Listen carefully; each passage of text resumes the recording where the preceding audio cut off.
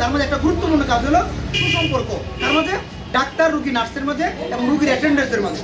আজকে থেকে এখানে যারা আছে অন্য কেউ না মানুষ বাদ দিলাম, কিন্তু আমরা এখানে মহিলা আছি। আপনি যখন নগর কেন্দ্রে যাবেন, স্বাস্থ্য কেন্দ্রে যাবেন, মেডিস্টপে যাবেন এবং কোনো সরকারি হাসপাতালে যাবেন, প্রথমে তাকে নার্সকে সম্মান করবেন তো, নার্সকে সুন্দর করে ম্যাডাম বলবেন তো, যেটাই বলেন অন্তত নার্স বলবেন আপনি, ঠিক আছে? ডাক্তারকে সুন্দর করে ডাক্তার বলবেন তো।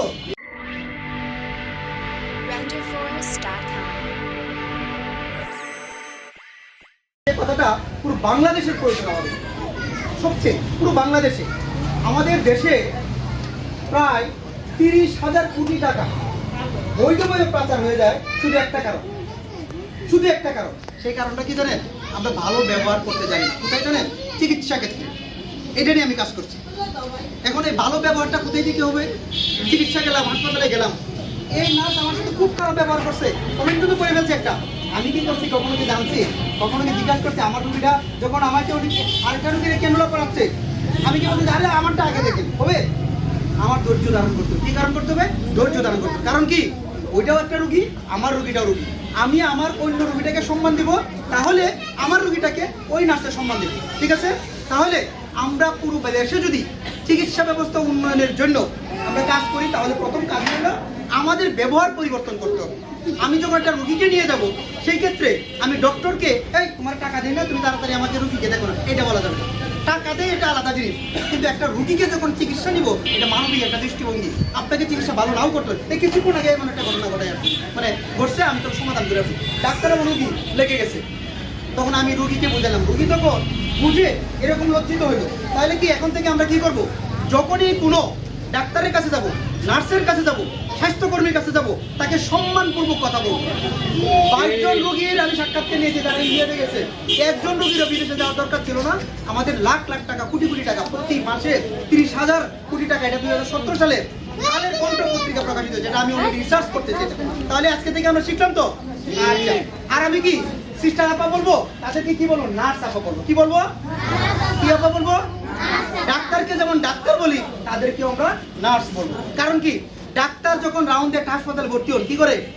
সর্বোচ্চ সেবাটা কারা দিয়ে থাকে বলেন তো? কাদের সেবার মাধ্যমে? ডাক্তার থেকে, অর্থাৎ হাসপাতাল থেকে আমরা বাইর হই, তার মাধ্যমে একটা তাদের সেবার মাধ্যমে, অর্থাৎ সিস্টারদের সেবার মাধ্যমে, ঠিক আছে? নার্সদের সেবার মাধ্যমে আমরা বাইর হই, তাই না? এখন থেকে আমার একটাই কথা ছিল, আমরা এই কাজটা করে যাচ্ছি।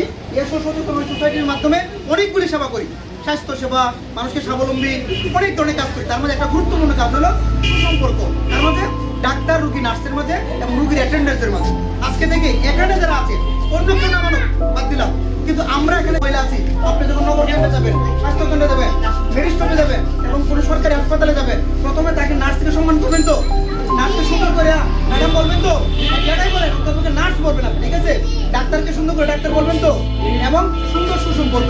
এবং যখন একটু রুগী নিয়ে হাসপাতালে যাবেন, তখন আপনার মাথায় এমনি আপসেট থাকে, তারপরেও ধৈর্য ধারণ করতে হবে। আপনি হাজার মাথা অস্থির করে আপনি রুগীরা ভালো করতে পারবেন না, বরং আপনি রুগী অস্থির না হয়ে নার্সকে এবং ডক্টরকে সুন্দর করে বলেন, দেখবেন নার্স এবং ডক্টর আপনি যদি খারাপভাবে ব্যবহার করেন, আপনার সেবা দিবে, কিন্তু সেই সেবাটা মন থেকে আসবে না।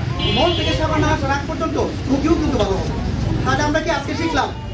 নার্সের যেমন ভূমিকা আছে, ডাক্তারের যেমন ভূমিকা আছে, রুগীর যেমন ভূমিকা আছে, সবচেয়ে বড় ভূমিকা হলো রুগীর অ্যাটেন্ডেন্ট যারা সাথে যায়, তারাই কিন্তু দরকারটা লাগায়, তাই না? আজকে থেকে আমরা এসো সচেতন সোসাইটি এর কাজটা করে যাচ্ছে। সেই হিসাবে এখানে যেহেতু এসো সচেতন সোসাইটি একটা সেন্টার আছে, আপনাদের যত ধরনের বিষয়গুলো আমাকে বলেন, ইনশাল্লাহ এক এক করে সবাইকে আমরা আজকে বলছেন না এই ডায়াবেটিসের সমস্যা, ডায়াবেটিক, গাইনি, যত রুগী আছে আমি আপনার চেষ্টা করবো, ডাক্তার করার চেষ্টা করবো। এই পদ্ধতি থাকলো। আর এরপর থেকে ইনশাল্লাহ যারা আসবে, আপনারা তো চিনবেন ইনশাল্লাহ, তাদের প্রতি আমরা সম্মান প্রদর্শন করবো। তাদের জন্য একটা হাততালি দেওয়া যায়, তো দূর থেকে আছে জুড়ে, ঠিক আছে?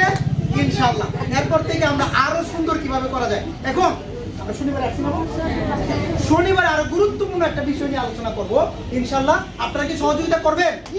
আধা ঘন্টা সময় দেওয়া হয়েছে, 40 মিনিট সময় পেয়েছে। এই কথাগুলি শোনার জন্য অনেক টিকিট করে অনেক ডাক্তারের কথা, ঠিক আছে? আমি আর পারবো না, বকবকার করবো না, বেশি বকবক করলে ভালো লাগবে না, ঠিক আছে? ওকে, যাইতে পারি তো? এখন কিছু সামান্য বিস্কুট যতটি আছে ততটি, 2-1 বাকি করে বাকি করে শুকরিয়া আলহামদুলিল্লাহ বলবো, ঠিক আছে?